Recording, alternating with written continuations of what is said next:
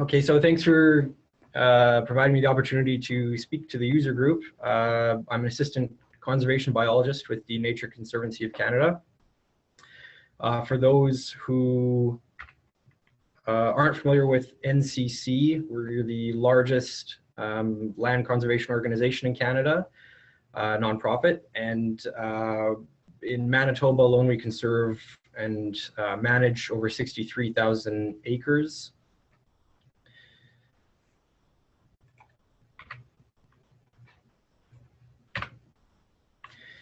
In terms of our conservation planning, it really starts at an eco-regional blueprint scale, but most of the monitoring that goes on at NCC will happen at either a natural area or property level scale.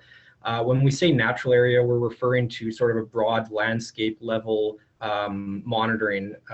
Think kind of at the watershed level or even a bit bigger than that. And then of course we also monitor at the property level scale, which is a little more typical, I think, of most land trusts, where we are monitoring smaller scale things on individual properties that we manage.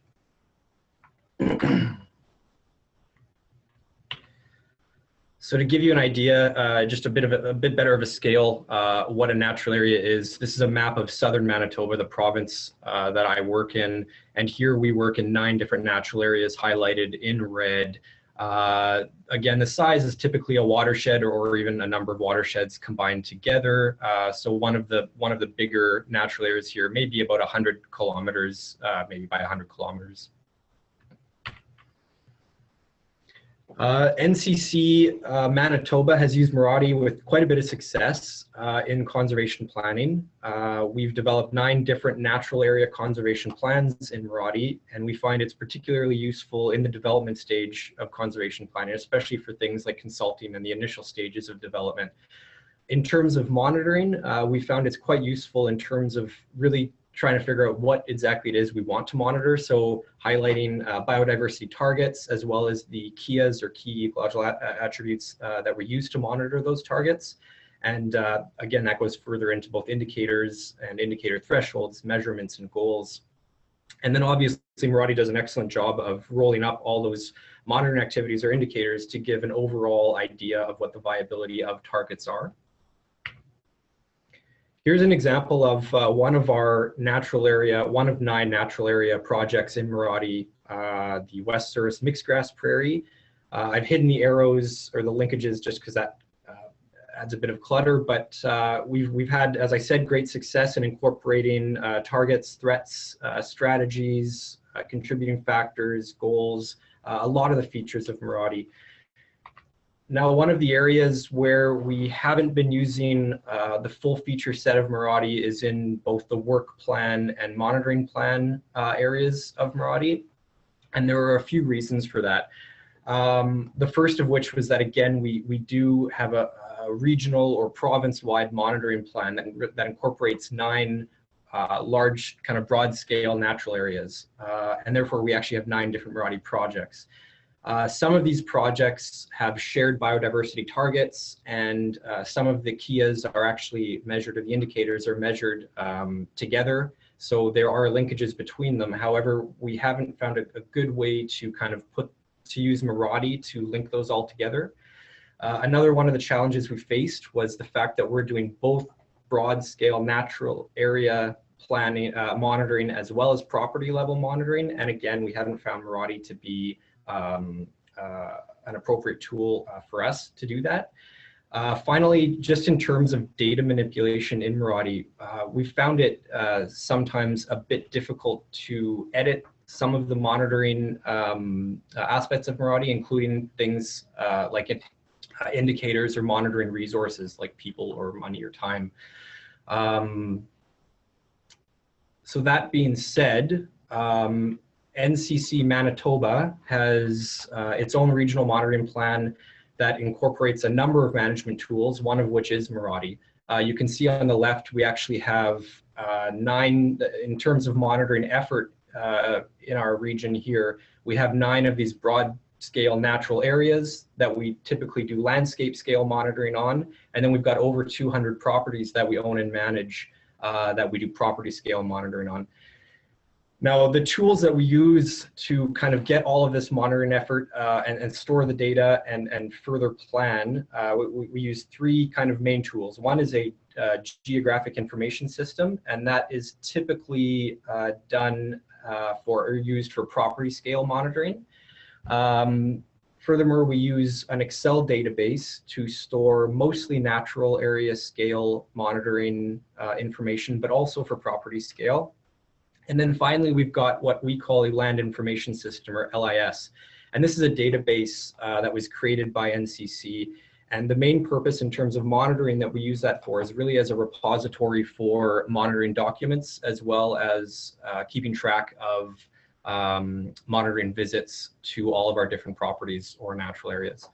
Now, each of these three tools does kind of feed into Miradi, and I'll go into that a bit more right away.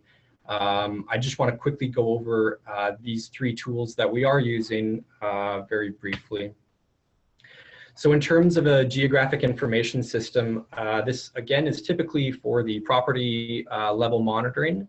And here on this map, you can see one of the properties that we own and manage, and highlighted these polygons are one yellow grassland condition assessment and then a number of wetland condition assessments. If you were to open up the attribute table for this GIS, you would see that we've got nearly 400 condition assessments. These are just wetlands that we've done across the entire province, across these 9 natural areas and on over 200 properties. And when it comes to kind of spatially sensitive data, this is usually where we like to store most of our monitoring information is in a GIS like this. Having this data organized spatially really allows us to do a number of things. First of all, it allows us to promote efficiencies in terms of field work. So prioritizing visits to certain areas of the province for different types of monitoring. And it also allows us to conduct gap analyses in terms of figuring out maybe what areas still need to be assessed or monitored, or those monitoring activities that are maybe up for renewal. And it allows us to figure out essentially where we have to visit next. Another one of the tools that we use is the Excel database that I had previously talked about. And this actually includes quite a bit of the same information that you'd find in Miradi. So things like KIAs, indicators, measurements, as well as the sort of who, what, when, where in terms of monitoring. There's a number of reasons that we decided to use Excel as opposed to Miradi. The first of which was just ease of development. When we first started developing the monitoring program in Manitoba here, there was a lot of people involved, and there was a lot of edits and back and forthing going on, and Miradi really wasn't very kind of a user-friendly place to do that. So it was developed here in Excel. Now, furthermore, this includes all 9 of our natural areas. So it allows us to do some pretty useful things in terms of planning across the entire region, across 9 different natural areas. So for example, here, this is in the same Excel database. It's a roll-up of the entire budget for all of our natural areas. And here you can see across the top, color-coded are our natural areas, and then down the left side are different categories of monitoring activities. And this really allows us to pinpoint where we're sort of spending our monitoring budget, and it helps us manage that budget across all natural areas. It aids in things like work planning, finding efficiencies, and even targeted fundraising in terms of finding funding for very specific activities like species of risk, invasive species, etc. The third tool that we use is the land information system, which is that sort of repository of mainly of monitoring documents. And so here you can see at the top, we've got a number of documents that you'd find. This page I've printed out here is just from one of the properties that we manage. So you'll see at the top, there are a number of documents, JPEGs, PDFs, etc. And those can all be accessed. And then you can see below that all the different monitoring records. So every time we visited a property to monitor it. And then below that, things like agreements, as well as the parcels that make up that property. So we do use all 3 of these tools, and they are unique, but they do all work together. And most of the time they will feed back to Miradi in some way. So for example here, I've pulled the attribute table on the left of that GIS for condition assessments, and that will include maybe hundreds of 400 wetland condition assessments, for example, or whatnot. And from that, we can pull all of the assessments from a single location, a single natural area, and we can really see what's happening just on that part of the landscape. So in the center here, we've pulled out 100 assessments from the tallgrass prairie natural area, and we can get a good idea of what, in this case, the grasslands look like in that natural area. From that data, we can then push that back into Miradi and use that to represent an indicator of grassland health, which in this case is the proportion of grasslands assessed as good or very good. And that's something that we could hypothetically update annually as we pull this information out of the GIS.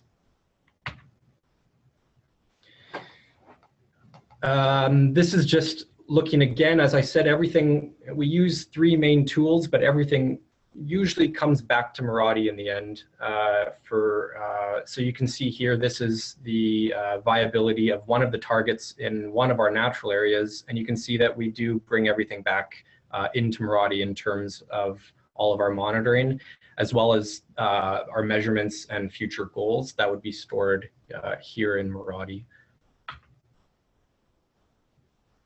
So Jordan, just you have about a minute or two left? Yep, I think this is my last slide. Great.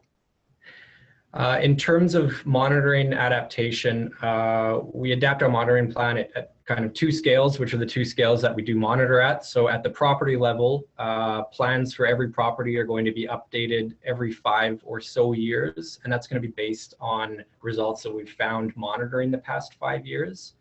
The natural area or broad scale plans, those will typically be assessed annually. We'll look at the progress of the plan, and that'll be when critical staff come together, and we'll update Miradi at that time. Furthermore, the actual plan itself will have a major adaptation every 5 to 10 years when we will sort of rewrite the whole plan itself.